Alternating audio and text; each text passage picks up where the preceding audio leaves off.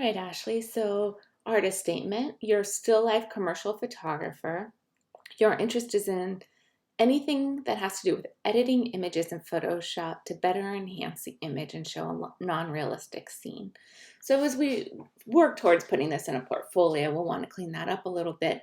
The idea, though, I understand. So, you are a still life and commercial photographer, or a commercial photographer, or a still life photographer. I don't know if you need to have that slash in there. And your interest is in taking these different scenes that you've photographed and putting them together to show a different, like, fantasy world, right? So, editing images in Photoshop to better enhance the image and show a non-realistic scene. I think just continue to work through that language so that we know exactly what you're doing with your work. You've been working towards your AA. I don't know that that needs to be included in an artist statement. That's more of a bio.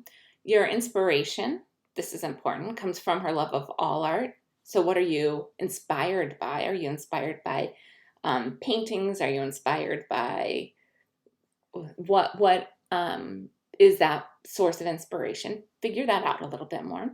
She's fascinated by the simple fact of being able to edit an image in Photoshop and turn it into something completely different. Her imagination, is able to run free and make works of art out of the ordinary.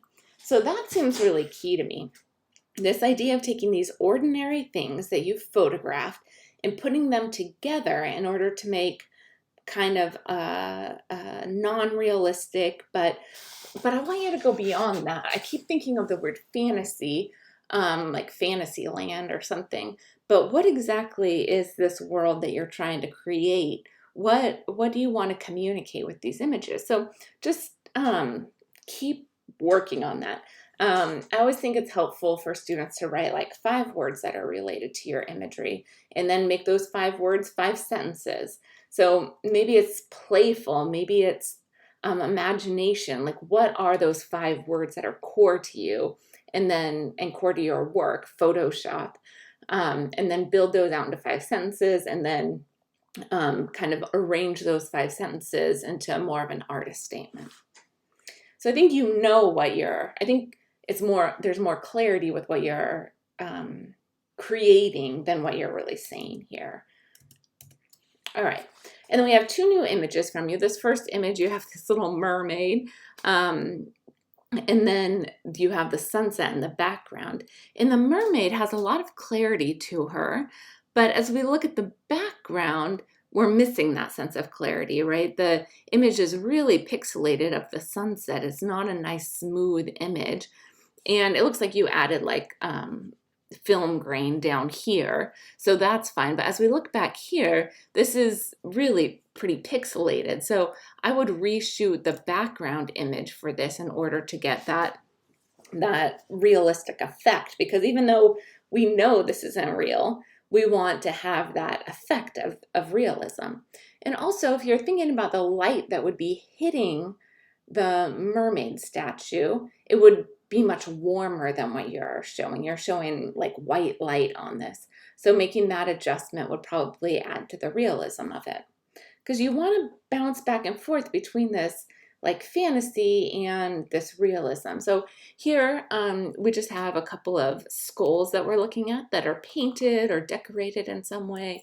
And then there's a background of what looks like maybe rain or something coming across them.